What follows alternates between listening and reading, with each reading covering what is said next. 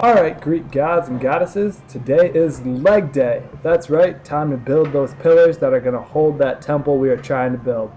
Now before I get too far, I want to let you know that the squat form that has been presented isn't ideal, but don't worry, I recognize this and I'm in the process of fixing it.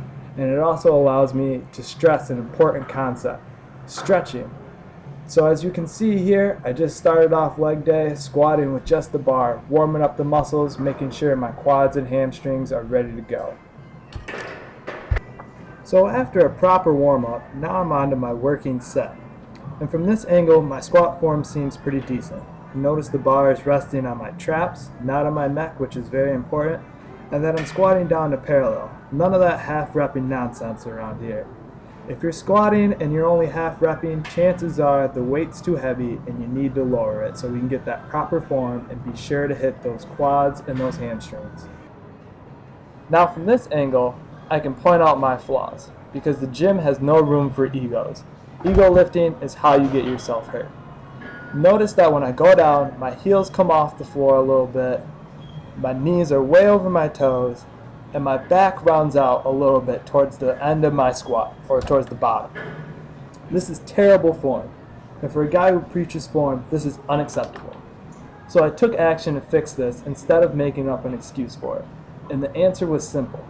I wasn't flexible enough to perform this extremely athletic exercise. Aw snap, knowledge bomb. Squats use roughly 250 muscles in your body when performed correctly. So if you think you're going to get big without doing squats, you're wrong. So now that we know that piece of information, it's no surprise that if you have a weakness, squats are going to exploit it. And once I found out I wasn't flexible enough to perform this exercise, I went to work on stretching. And this clip was shot after only a week worth of stretching. Notice that my heels are staying on the ground more, my back is straighter through the exercise, and my knees are not as far over my toes as before. While form is still not quite yet perfect, it's greatly improved. And I also dropped the weight, because if I'm not doing the exercise properly with the weight, then I'm not doing it at all. And I'd give credit to anybody who does way less weight properly compared to somebody who does more improperly. Next up is Romanian deadlifts. This is a great exercise for building up hamstrings and also works traps, abs, and lower backs.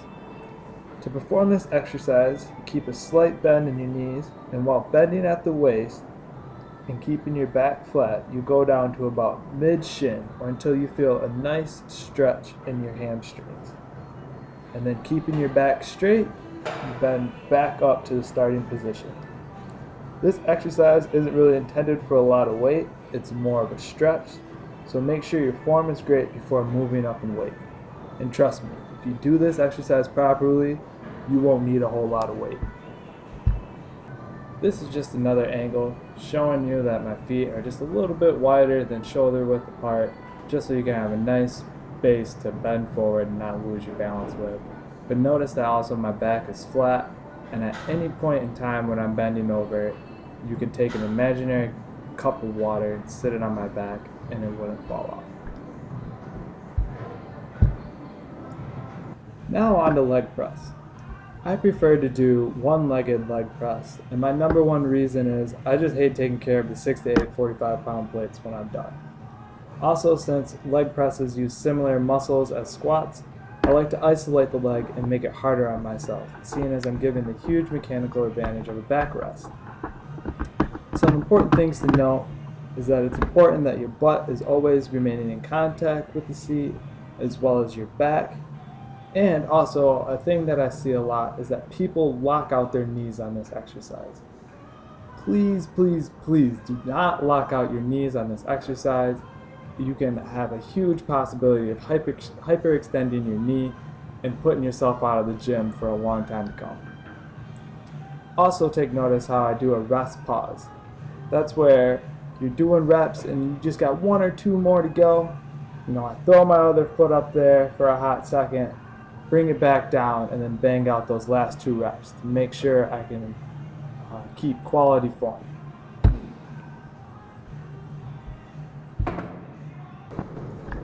So I just wanted to show you guys my foot placement so you guys can make sure that your leg is going straight forward and straight backwards and not out to either the left or right side. I'm starting off doing my right foot, so notice that my right foot is a little bit closer to the center of the platform to ensure that I'm pressing straight forward and straight back. Now to further blast the quads, I did leg extensions. Notice how I pause a little bit at the top to get a good squeeze before lowering the weight back down, where I then again make sure that I'm not carrying any momentum before bringing the weight back up to assist me. Also notice that my butt stays flat on the seat, and it's hard to see, but my back is also flat against the backrest. This just so happened to be a good shot to bring up breathing. I know it's easy for new gym goers to forget about breathing, but it's essential for lifting. Don't forget about it. Also, I wanted to show you that I'd really be going through it on leg day, and hence why I'm in so much pain at the end of this clip. So because I did leg extensions, that means now I have to do leg curls to blast those hamstrings and keep myself from getting muscle imbalances. Notice I don't let the weight come all the way back to the starting position. I also did this while doing leg extensions, and it's to keep the muscle under tension, that way it's always working and I'm forcing it to grow.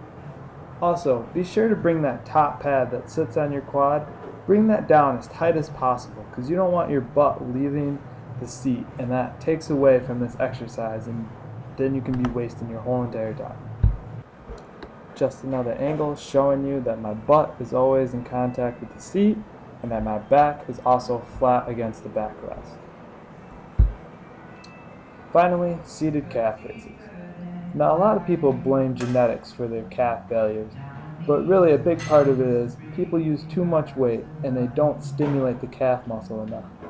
Notice that I let the weight come all the way down, pause, and then bring the weight all the way back up with a pause, making sure I'm getting the full stretching and contraction of the calf muscle, trying to get the most stimulation possible, forcing those calves to grow.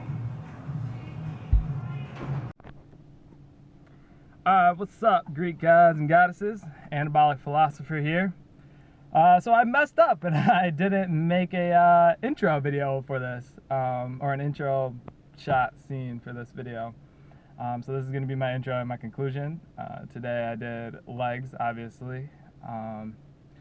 I did some abs at the end, but because I'm the only one recording this, this is all just me here right now. I didn't have a way to try to record abs and get the proper angle for it. But I only did 2 exercises just for 3 sets, so 6 sets total of abs. And now I'm about to smash on this vegetarian sandwich I made, full of beans, tomatoes, all this protein, carbs, and stick around for that because I'm actually going to put together a Facebook page, and I'm probably going to make a Twitter, and I'll be putting up recipes and stuff of what I've been eating, what I am eating, how to make it. I mean, it's real simple stuff because I can't stress this enough. Probably the number one most important thing for lifting is your diet. You will make zero gains without a decent diet. If you are not feeding your body the nutrition that it needs, no gains. And then after that, of course, is form. It's all about form and nutrition. So for my beginners, look at me right now. You see me in here, I'm not pushing up crazy weight, I'm not pushing up anything impressive, but right now I'm sticking to that form, making sure that, everything, the muscles that I'm training, I'm hitting those muscles when I'm doing the exercises, and the weight will come. The weight will come, the size will come, your mass will come, it'll all get there. Just be patient, keep working, because anything worth having, takes time to get it. But until next time, Anabolic Philosopher, out. Oh yeah, don't forget to hit that subscribe button down below. Don't forget about that.